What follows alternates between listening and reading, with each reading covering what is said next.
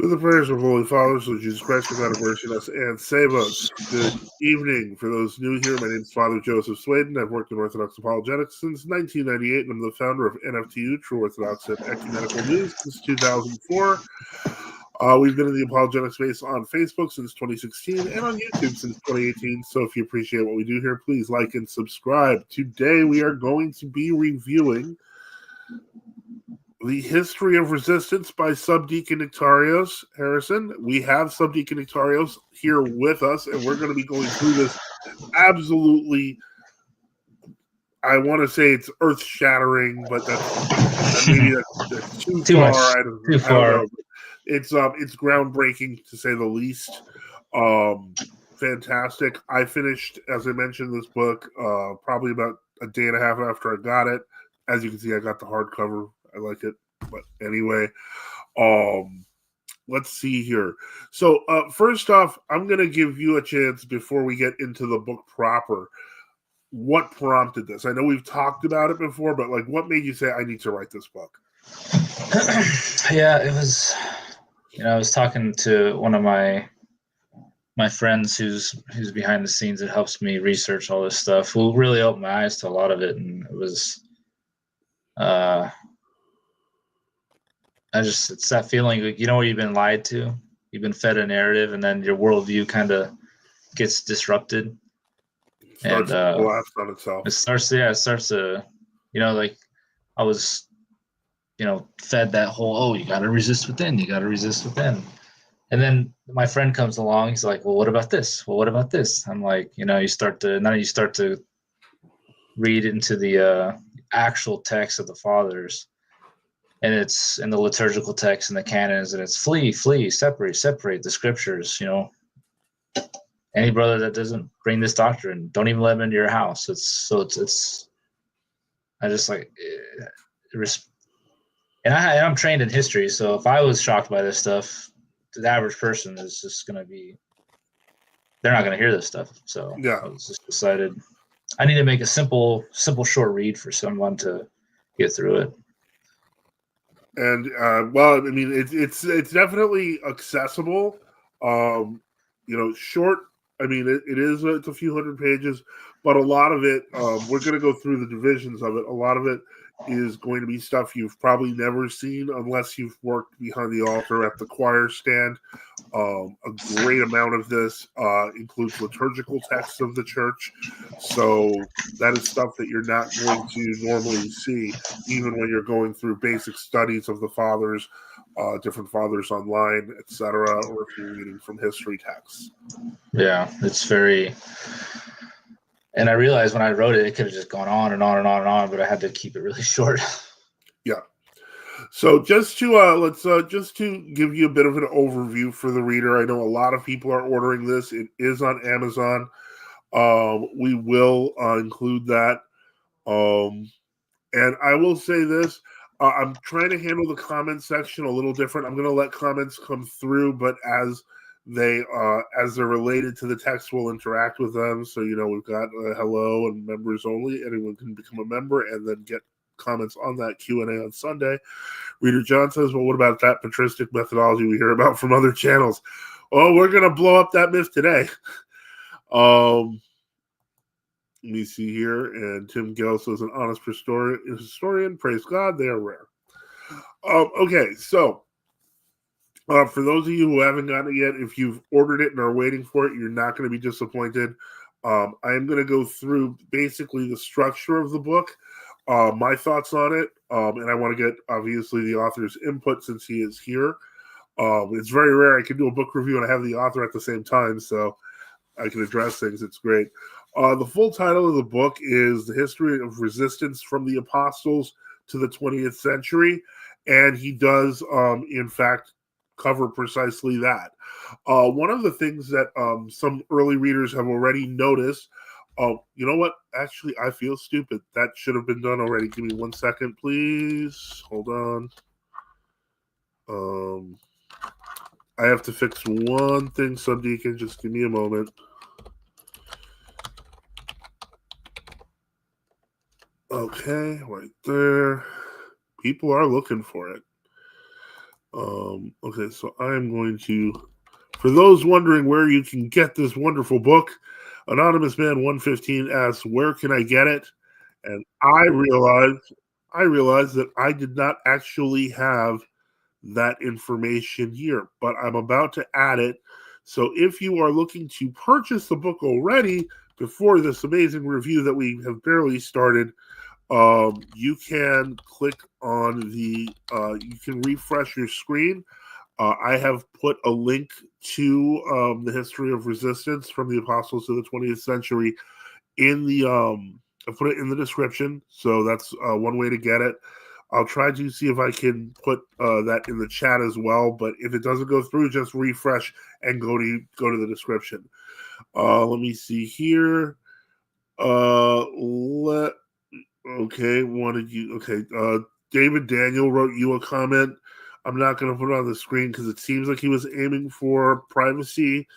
John MC says, good evening, blessed Father. Ordered books day. I got notice it should be here on Friday, God willing. God bless you. And it's you're going to really enjoy the book. David Daniel also says it's been a great read so far. Okay, great. So you got that taken care of. So when we're talking about from the apostles to the early 20th century, he's not kidding. The first off, one thing you'll love is that there are a lot of patristic references that pepper each of the chapters. But so like St. Ignatius starts it off, St. Theodore the Students on the next page, and we get to the introduction, which is fairly short. But then chapter 1 deals with the scriptures themselves. Oftentimes, and this is something one of our readers noticed, that patristic texts and compilations often forget the role of the scriptures, but outsiders, especially in countries where Orthodox aren't a majority, pay extra attention to that. So it is absolutely important to do so. So the first chapter is devoted primarily, and some of these chapters are shorter, some are longer, but the first chapter is devoted primarily to the scriptural reference to the orientation on how we should respond to heresy. Let me see here. Okay, God save us, says Father Peter seems so dishonest. He said that he accepts St. Jeronimus, but the synod which St. Jeronimus was under, he considered schismatic. Is that ecclesiastical madness? Yeah, well, it can be if it, in a maddening situation, that sort of thing can happen, but I don't know what the context is here. Are you familiar with this subdeacon that he's talking about? Yeah, he does recognize Saint Hieronymus as a saint. I mean, I was gonna have a custom icon painted of all the saints that you could be considered, resistors of heresy, and he even said that he could be included in an icon. I was like, okay. Okay. So this is a more recent thing because the first I thought it was maybe Saint Jerome of Stradone. No, Saint Hieronymus. Okay. Yeah. Okay. Reader John asks, any plans for a digital version of the book? I had to ask, and I appreciate you asking as a big fan of the digital. However, Sbdcn Nektarios, take that away. You already know, John. You already know. He's not a big fan of the digital text, No, and the book is lovely, but yeah, it's unfortunately that is true. Father Boniface, good evening, Benedicite, Father. Taylor says hi to Father. Chris Dabrowski comments, that's consistent with his anything goes ecclesiology, where it's completely fine to be under, commemorate, and celebrate with heretical bishops. Interestingly enough, this will dovetail with a chapter of the book. Father Antonio says, good evening. Which says him calling the GOC schismatic would just be name calling and elitism from his perspective. Doesn't he see them both as part of the church, but the GOC is just meetings warrant with the world Orthodox? I think he's gone a little further, especially with the demon thing. He's getting much closer to talking to calling us flat out schismatics, and that's fine because that's his problem. He is one. But the point is, so we get to chapter 2. Chapter 2 deals with the ante-Nicene Church Fathers, the Apostolic Fathers. So this is kind of where you find that there is still a practice of resisting heretics even before the ecumenical councils. So this is something that is worth dealing with. A lot of people aren't familiar with that. They think that the major disputes outside of, like, say, the Gnostics, which that was a problem, were primarily during the conciliar period, and that's not true. So we find that chapter 3 deals with the ecclesiology of the Nicene and post-Nicene fathers.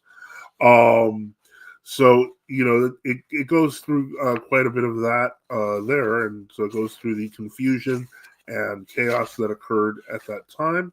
Then it goes into Saint Maximus, monophysitism.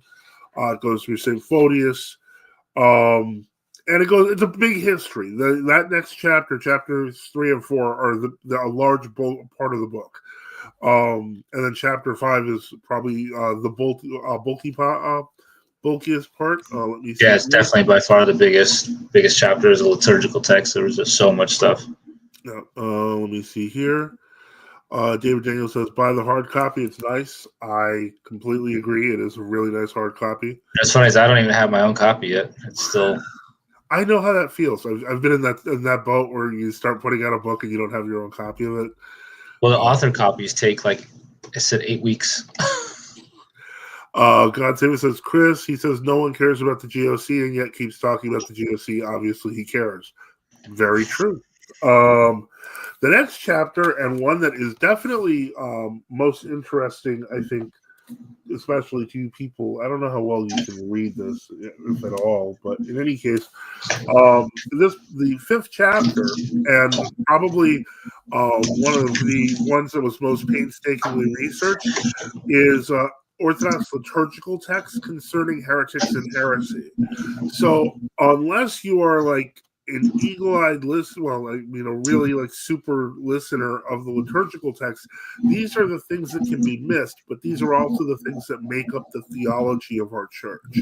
So you'll find constant reference to resistance to heresy, to challenge to heresy, etc., throughout the Meneon, and Sbdcn Nektarios goes through dozens of pages to cover a great number of them, if not all of them. Obviously, there are local differences in calendars, but the whole point is that these it's pretty massive to see that the constant testimony of the church is one of resistance and fleeing heresy, as opposed to one of tolerating heresy. So we get past that. It goes through sections in the Orthodox. Now, the resist from within ecclesiology, so on and so forth. Sbdcn Nektarios, you've made no bones that you consider that heretic. So since we're getting to the conclusion, we're in that sense, if you could tell us a little more about what you mean by that. I mean, it is a deviation from the patristic methodology. The scriptures, when I went through the book, as you could see, I started with the apostles and the scriptures. That's where the basis of all their theology comes from, is what the apostles taught. And the scriptures, 2 John, Peter, St. Paul, Thessalonians, Galatians, flee, depart from every brother, flee. And then I wanted to look into that, to the patristic commentaries, because my opinion doesn't really mean anything. So what do the patristic commentaries say? So I went and looked at the patristic commentaries that I could find that were translated in English from the earliest centuries chronologically going forward. So it ended up to be from St. John Chrysostom to Archbishop of Hierarchical and Jordanville, and they all said the same thing. And then I looked through the canons, what the canons say. Well, Canon 15, it says, you are permitted to break communion for matters of heresy. And it says from your bishop, but as certain, someone says, oh, it's only from your own bishop. Well, in the spirit of the canons, if they're all teaching that same heresy, if they're all teaching the same thing, that's like if they're teaching the monothelite heresy, well, your own bishop is a monothelite, but you can't break from the other monothelites because he's not yours. It was nonsensical. Well, now Old Calendar Zealot has a great question, and I am definitely going to comment on this. And he says, "Is the book a compilation of examples of breaking communion, fleeing heresy?" And my answer to that is yes. However, it's three different ways. In the first place, there is a historical overview, the scriptural / patristic historical overview, which I would say takes, give me a second. Let me see here. About 170 pages. The book is just under 400 pages. So though that would be the historical reading if you wanted to read, like, say, like a history, i.e., like Eusebius, etc. Past that, what you have are the liturgical texts of the church, and that is another. Let me see here. I think it's like close to 200. Yeah. Close, yeah. Almost 200 pages where you can just see the liturgical texts of the church making reference to examples of breaking communion, fleeing heresy, rejecting heresy, stomping it down. And then finally, there is an essay by Christophorus Gorman. And he is, I guess, I don't know, you know him somewhat. I'm not familiar with him, but he actually compiled a list of the historical examples of parallel hierarchies over, the past 2,000 years. And so that's a separate one. So, like, if you're looking to get into the weeds about, like, how these things happened, you want to refer to the first one. If you're looking to say, but where does it say that in the service of the church, you want to go to those liturgical hymns. And if you're just looking to shut someone up who's like, you can't just form another church, then you want to go to the essay at the end. So there's really three different approaches here that to answering the question, and a lot of the data, it doesn't totally repeat, but you can see the common parallels.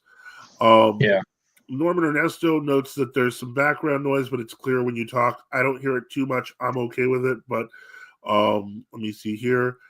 LOL, my bad. Can we just embrace the beauty?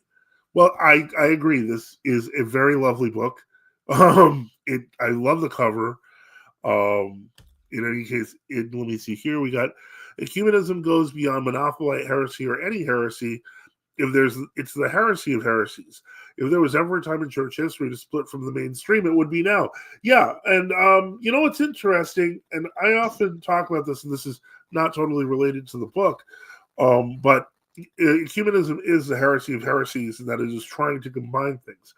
But as bizarre as it sounds, one can also say that it is a heresy in decline. And what I mean by that is that it was a lot more popular in the 1960s and 70s than it is now. People are not looking for ecumenism anymore, although some people are just accepting it as it's a new religion. But what's happening, I've noticed, is that among all of these different groups that in the 60s and 70s were in a rush to unite, they're kind of hedging.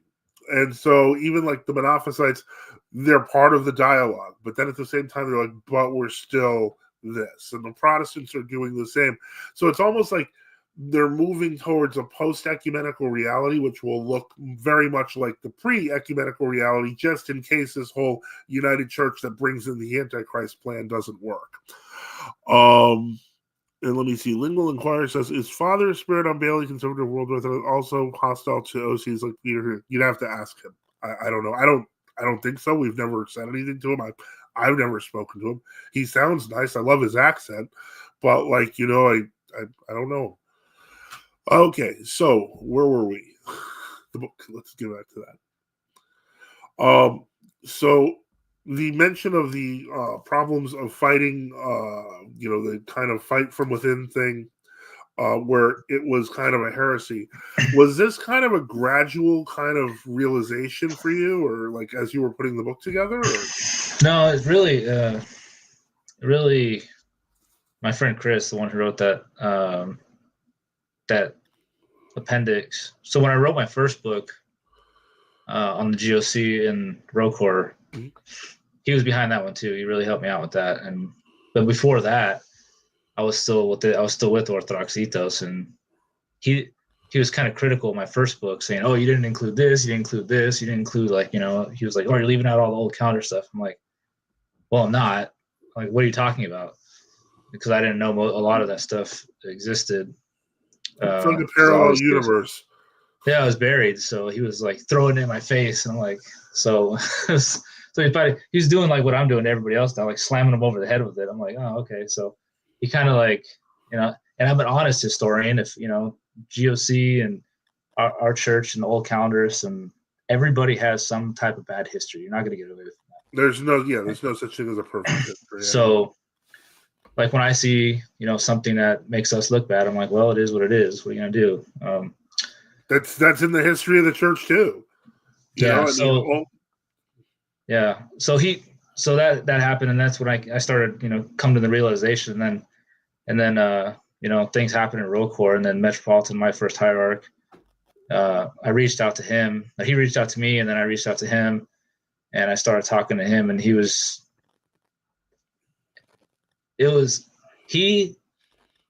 like what I was reading in the old Roll Corps books, like the way they are, the way they talk, the way everything, like his persona was.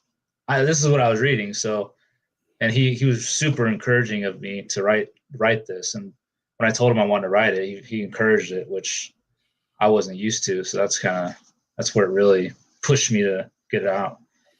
That's one thing I hate to say, but I've noticed this ever since we've become a lot more visible on the scene in the past couple of years, and I'm trying to understand kind of the essence of this fighting from within new calendar thing, is that I'll tell people, yeah, go ahead and read this, like with the rudder. I'd be like, okay, yeah, just take a look at the rudder. It's right there. And they're like, you look at the rudder? Like people were like scared. Like people were afraid. And I'm like sitting here like, do they live in fear? And more and more people would be like, yeah, actually they do. They're literally told not to read things by their priests and stuff like that. Yeah, yeah. Metropolitan Demetrius, he's like, I remember the first day when I came into the GOC, we sat down. It was in the evening up at St. Philaret's Church in Chicopee, Massachusetts, and he's like, I love what you're doing. You're blessed to continue. And it's very important. So he's been 100% supportive of it. I run everything through them, especially like the theological stuff, because I'm a historian, not a theologian. So yeah. I send everything to them, theological wise, and to Etna. But yeah, that's really one of the big factors why all this stuff gets out and why it's so important, because I have a hierarch that's actually Orthodox. Imagine that. Yeah, no, well, I mean, I don't have to imagine, but I feel, yeah. You know, it's like, but sadly, everybody else does. It's a weird feeling. It's a weird feeling once you like, you know. Yeah, Father Eric Template on Facebook today. He's like, he said a comment. It was like Idiocracy Thursday on Facebook today, and he's like, the flock is not supposed to fight the shepherd. They're not supposed to beat the shepherd up. They're supposed to follow him. So that's what we're getting. That's why all these books are being published, because of him, because the support I get from behind the scenes from him. Just a reminder, questions related to the book, please. I do see I do have a bit of a challenge that's brought up here about Father Seraphim Rose, Saint Seraphim Rose, blessed memory. I am not. I could easily answer that. I just don't want to. It's not about the book. I'll answer it at the end, or should I just answer it? I'll just answer it now. How do you reconcile the fact that Father Seraphim Rose communed Antiochian Orthodox in his monastery during a time that they were part of the WCC and the new calendar?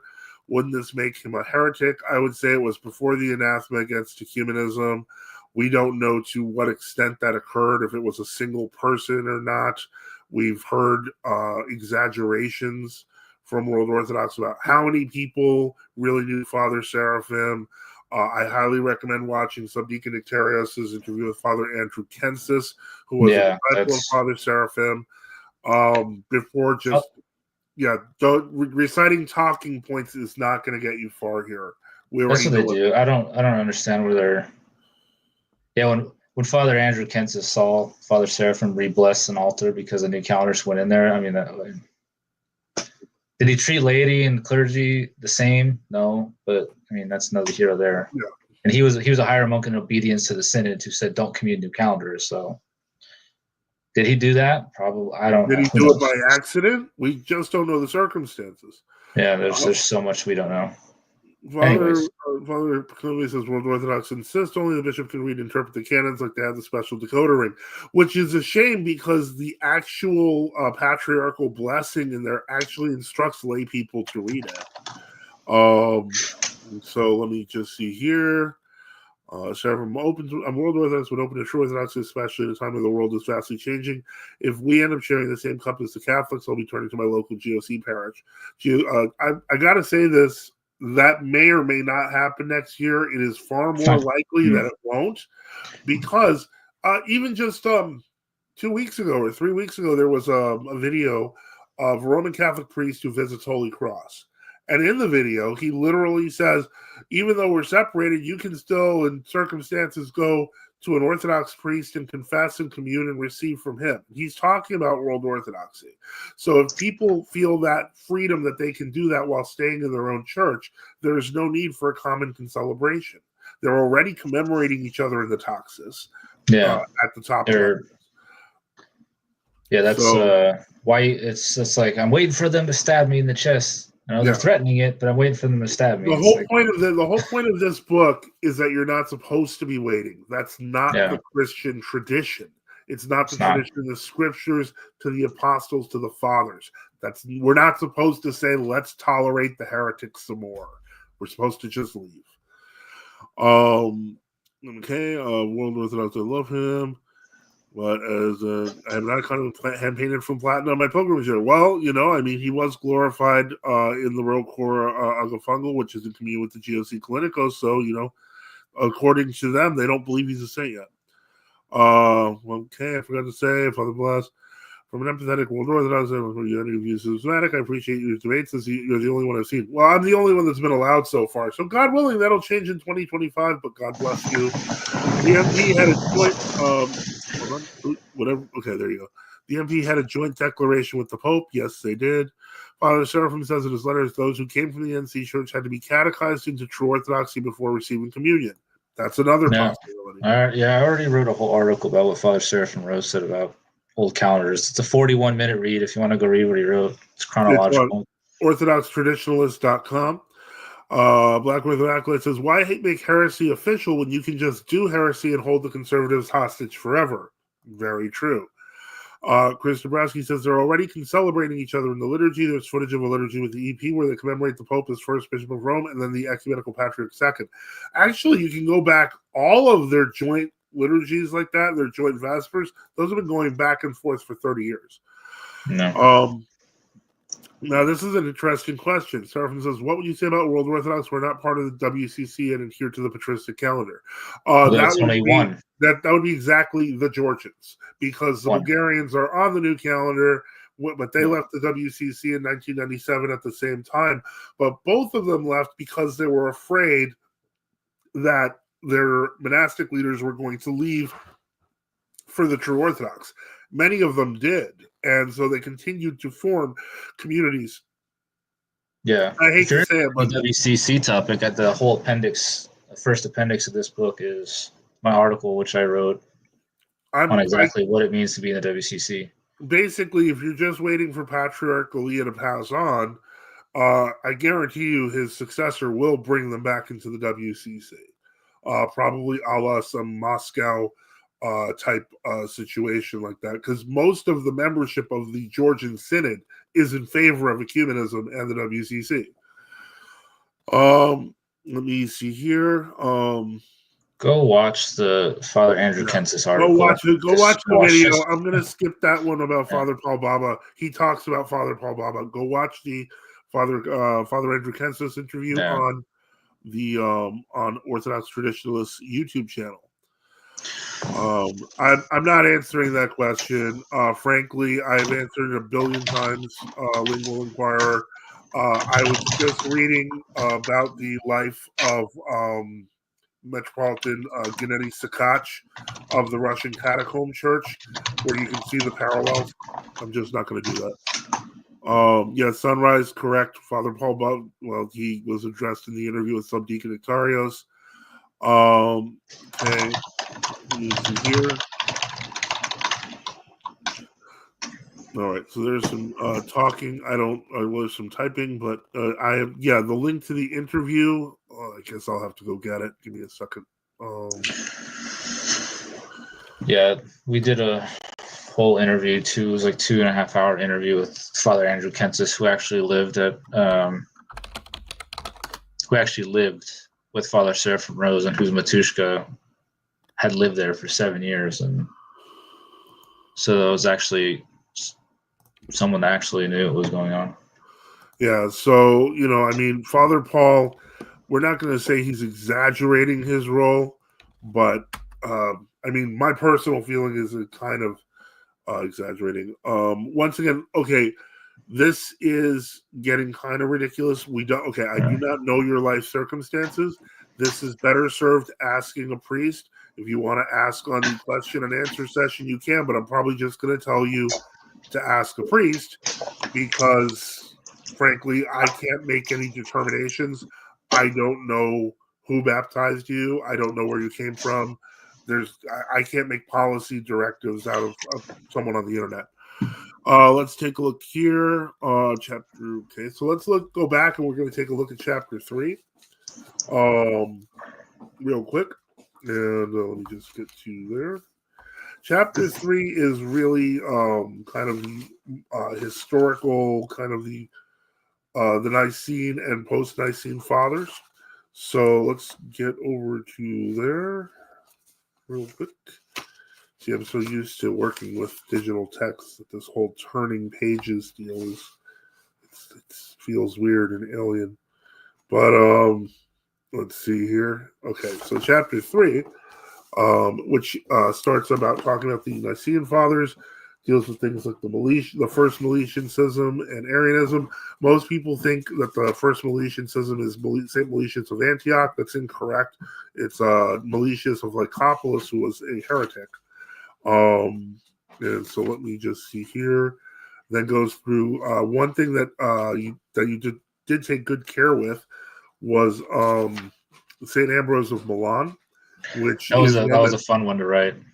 It's lesser known because it's Western, but it's so important to the subject. Yeah, that was very, very fun to write. Complicated to write too. So let me see here. Seraphim, it's nice to meet you. I don't really have an opinion on him. He seems like a nice guy, but I don't know too much. Okay, I see you responded. Father Methodius, greetings from the majestic Third Coast. Greetings, Father Methodius. Always nice to have you on. And so we continue looking at the text here, and from there we go to St. Gregory of Nazianzus. And let me see here, because it goes through St. Gregory to St. Maximus. Let me just see. I'll just use the contents because it's faster. St. Gregory, St. Cyril of Alexandria, Eutyches, Monophysitism, Monergianism, Monothelitism, St. John of Damascus and the Roman Patriarch against the Iconoclast, St. Mark of Ephesus, and the Robber Council of Florence. There's the chapter devoted to Canon 15, as well as the dialogue of St. Philaret of New York, Bishop Gregory Garbe, and Father Nikitas Palasis in the 20th century. So there is, there's quite a lot there to work with, and this is all historical surveys, so you get a lot of detail to understand that. Yeah, that the Canon 15 part was very important because we're constantly being told, only from your bishop, and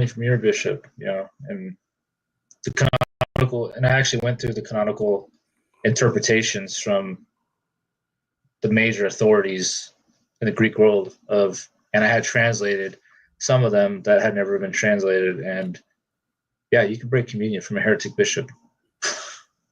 Yeah. And not only can you, but as the book demonstrates repeatedly, you should, and it should be your priority to find a true believing bishop. Okay. And so did you want to add any thoughts to, kind of like the book in general, or thing you want to direct my attention to on it, like specifically that might The book is, it's if you're looking for the actual patristic methodology of the church, we want to start. I set the book up in this way, and we're looking at the scriptures, the scriptural interpretation from the church fathers themselves. Before, how did they conduct themselves before every ecumenical council, before an official condemnation? They broke communion, or they walled themselves off. From there, we cover the canonical texts, the canons, and what the canons say. Apostolic Canon 31 and Canon 15, the First Second Council. And then we look at the authorities in the Greek world of the canonical interpreters, which all allow for breaking communion with a heretic bishop before a council. It says that because a lot of people in the world Orthodoxy are being gaslit by certain people. Oh, you can't do it before a council. The canonical interpretations say before a council, and full stop. And then the liturgical text: we pray what we believe, and we believe what we pray. So, if you're saying you can't separate from a heretic bishop, then you're not following the liturgical text of the church either. So it's structured. And when you're looking at these world Orthodox, you got to think they can only point to these contemporary elders. They don't ever point to the scriptures. They don't ever point to canonical texts. They don't ever point to the liturgics. It's always these neo-Athonite contemporary elders. They can never point backwards. They can only point forwards because they're innovating a new theology. And it's in this book, it puts it chronological and very simple with I think there's over 303 footnotes. So I'm hoping you guys, it'll be a good condensed read for y'all. Yeah, I think if you haven't already picked up a copy of this book, I highly, highly recommend it. Especially if you're new to the topic, or if you are a true Orthodox Christian who's being confronted by ecumenists trying to argue that they don't have to do that, this is the book for you. It will point out in many different ways, and in ways that of differing levels of convenience, on how to give a ready answer to that question. The one thing I can't stress enough is I put the footnotes there for y'all for a reason. Look at the footnotes. Read the footnotes. They're not just for decoration. Read the footnotes. If you don't take my word for it, that's why I put the footnotes. That's why I put the bibliography in the back, so you can go and look up all the stuff yourself. I know some of them's hard to find, but and a very, very complete index. So you can refer back to the index if you're looking for specific topics very quickly. So definitely, it is absolutely worthwhile. Yeah, my indexer, she's not half bad. She does a pretty good job. Well, it's a fantastic job. I was able to reference things very quickly, and so I highly recommend this book. It is available on Amazon. If you do not see the link in the description, if you are looking to purchase it, refresh your screen. It should be there. And so basically, what I would say is that, if you haven't checked it out yet, do check out the history of resistance from the apostles to the 20th century. And I want to thank Sbdcn Nektarios for being here to answer questions about the book and give a little more background.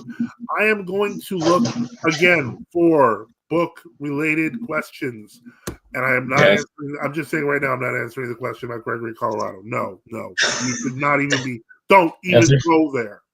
If there's any book-related questions, you can ask me now while I'm here. And so I'm checking. Let's see here. Yep. Okay, so I'm not putting up any of the comments. I do see them. I appreciate them. It's just that if they're not about the book, first thing I do with a new book of this sort is look over the footnotes, the bibliography, and the index. John, I will tell you, if you haven't already gotten this book, you'll enjoy it just for those alone. Some of the footnotes. All the footnotes are clarifying, but some of them are even slightly amusing. Yeah. Oh, I want to point out in the St. Mark of Ephesus, I did put a teaser to a quote, some of the quotes from St. Mark of Ephesus, because all the World Orthodox, they try to use St. Mark. Oh, see, he didn't break communion. He didn't break communion. Mm-hmm. So I used some quotes from his Confession of Faith that have never been translated into English. I'm going to publish that in another volume, but there's some teaser quotes where he says, "I'm not going to be in communion with anybody who's a heretic or anybody who's in communion with those heretics." And that's in chapter 4. Yeah. So I did leave some teaser quotes in there. But yeah, there's stuff you haven't seen. A season, I will say that even if you're a seasoned student of church history, the book is still worth it just because of the arrangement. So definitely it's worth picking up. Let me see here. And again, I will be answering questions and comments about the books. Let me see here. Okay, I'm not seeing any other ones, so I have no problem with people keeping the conversation going in the chat. It's just I'm going to deal with book-related stuff. So I don't see any more questions. I'm going to give it about 2 more minutes. If you had a question and I missed it, please, again, questions about the book. If you have other questions, don't forget, every Sunday from 8:30 onward, we do a question and answer session live where you can call in, you can put it in the chat, you can do a super chat to get it on the screen. That is where I answer general questions about anything. This is a review of a fantastic book, which frankly is a must-have, I think, in any Orthodox library. I'm jealous that you got the book already before I did. I will. You know what's funny? The funny story about that. I'm going to tell the story because it is funny. But you were working on You were working on the last revision of this, and I was literally, because I was so excited about this book, I was actually just going to Amazon randomly and typing it in, and then I got it, and I was like, "Oh shoot, it's there!" And so I bought it. I told him this, and he's like, "No, the cover is not good. Don't cancel it." And I was like, "But I'm getting it." And so I finally canceled it and reordered. Yeah. So if you guys bought it before the announcement, you guys got like there was like a few glitches on the cover. I wasn't actually in Ireland on vacation, and I was like, what were the glitches? Because a few people did order, at least 5. The one was one. They're stupid. Well, one wasn't stupid. My friend Father Photius pointed out the guy that designed my cover. He accidentally left out the last 2 words of the last paragraph on the back. So it was like, and then it was reading, and then it just fell off. Oh, so it just said safeguarding the church from the taint of there. Yeah. See, and then. Which means that if you do not have the words infectious heresy on the back cover, you have an error copy. There are no more of those ever being produced. There's no more of those. Yeah. So and then he fixed that for me real quick, and I got that up. And then, so what's horrible about Amazon is if once it's reviewed, you have to publish it, and then it goes through a review process, which could take up to 72 hours, and then it goes live. And then if you find something else, you have to fix it you have to fix the problem, re-upload it, and could take another 72 hours before that one takes effect. So after that back cover was fixed, I noticed on the spine, after my academic credentials, it was M.A, no period. I'm like, so I had to redo it again. So, all right. Okay. Yeah. So this is good. It's an interesting story. And yes, if you don't have those last 2 words at the end, that you may have one of those rare error copies. And I know a few of the people who bought are people who do watch the stream. So if you check the back cover of your book, surprise, surprise. Looking here for questions, I did see one. What do you think is the most important part of the book is for understanding the proper ecclesiology of the church?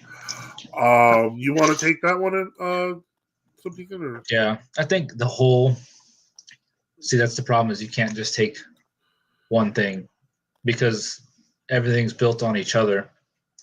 So the canons are built on the church testimonies, the councils and the church fathers, and everything's built on the scriptures and the apostles. So you can't just have one. That's why it's different when the World Orthodox people, like I was saying, they only point, oh, what do the contemporary elders say? What do the contemporary elders say? Yeah. Well, that's not how Orthodoxy works. It's what does the scripture say? What do the canons say? What do the liturgical texts say? What do the councils say? What do the canons say? What I will say is this, and I understand the question, especially I would say it's very common in the modern era to try to get more simplified answers simply because of the fact that it seems like these are overwhelmingly complex. I will say, Cole, the author took really good pains to make sure that it is a very readable explanation, and it is sectional, so you don't get overwhelmed. But more importantly, that you understand that resisting heresy is the proper way to do it, and having all the evidence at your fingertips, I can say that this book is invaluable in that sense. So I can't recommend it enough. Let me see if there's any more questions about There's the one book. more from Benjamin. Benjamin, where is it on top toward the top or recent? Oh, here it is. Question: Does the book touch upon historical circumstances where divisions between true Orthodox were healed after heresy, or those who repented from heresy, like the Meletian schism or iconoclasm? No, No. not really. And I will say that it's an interesting point, because originally when I started reading the book, I became concerned because I didn't see that. However, that's not the point of the book. If you were to add that into the book, you double its size easily. But the book isn't really about that. It's really an answer to the question of whether or not you should leave heretical bishops, not what is the proper procedure to fix the situation in the church afterwards. Because even in when you take the Seventh Council, for example, and you read the Acts of the Seventh Council, in many cases the fathers didn't know what to do, and they'd have to refer to previous precedents, and sometimes they weren't even happy with the answer that gave. So it can be that's a complex situation, how churches who are Orthodox can reunite in a conciliar fashion. It deserves its own book, but that's not the purpose of this book. The purpose of this book is for people who are on the fence and saying, should I leave if my bishop is being heretical? Yes, you have to find true bishops. And that's the number one purpose, is what's the patristic methodology of this question, because everybody's being gaslighted into the you have to stay, in order to be a Christian, in order to be an Orthodox Christian, you have to stay in communion with a heretic bishop, or you have to be in communion with a patriarchal synod who's signed on to a foreign ecclesiology in the WCC, or if you leave, like, we joke about, my bishop's a heretic, but if you're not in communion with him, you're a schismatic. Yeah. So we're answering that question. David Daniel asks, who would you say is the target audience? People in World Orthodoxy? Both. But I think it's useful for Orthodox Christians and true Orthodox churches to understand their history, and in this, that is absolutely necessary contribution. But for your new calendar friend who thinks that you're supposed to stay with Elpidopolis, this is your Christmas present. Go get it, buy it for them, and give it to them. Yeah, it's meant for both, because it's YouTube gurus are, you have to stay. Well, that's not true. But then there's people in World Orthodox or True Orthodoxy that were born into it, and they're just, that's what I was born into. Yeah. So they don't really know why we're separated. So I am looking for book comments and book questions, guys. I appreciate all the comments and questions. However, I'm not putting them up on the screen because they are distracting. I have the book. I'm excited to read it. I appreciate the answer. Very good. Okay, no, I'm not going to answer that. Reader John asked, how are non-commemorators handled in this book? That's a good question. It's not really that's not really addressed. It's kind of just the breaking communion part, really. Yeah, there's a reason for that. I would say that a practical reason, I don't even if you may not have been initially aware of that, but it is because under normal circumstances, non-commemorators only exist until they find bishops that they can commemorate. That's why when you're a non-commemorator, you say for all Orthodox bishops in the liturgy. So, like, take for example, you have the non-commemorators against Nestorius, but they do reach out to Saint Cyril of Alexandria eventually. So, that's not something that like they're not treated as a separate grouping. Like in our modern era, we tend to think of like non-commemorators who are like in world orthodoxy. But to me, those aren't real non-commemorators unless they're really commemorating no one, in which case they should just reach out to us. And in many cases they do, because that's logical, but in many cases they don't. But historically, some non-commemorators are even communing. They're still celebrating with people who are in communion with the bishop who they broke communion with. So, which doesn't even make sense. And none of those people acted like that in this book. So, let me see. Oh, I know you're going to hate this question here, but it is technically relevant. Okay. Father bless, God bless you. Is there any consideration by Orthodox traditionalists to publish the books for Kindle version? No. Keep pushing, guys. Keep pushing. We're going to get them on the digital bandwagon. Chris asks, does the book touch on the dreaded "Is there grace with open heretics" question? No. It doesn't. Really.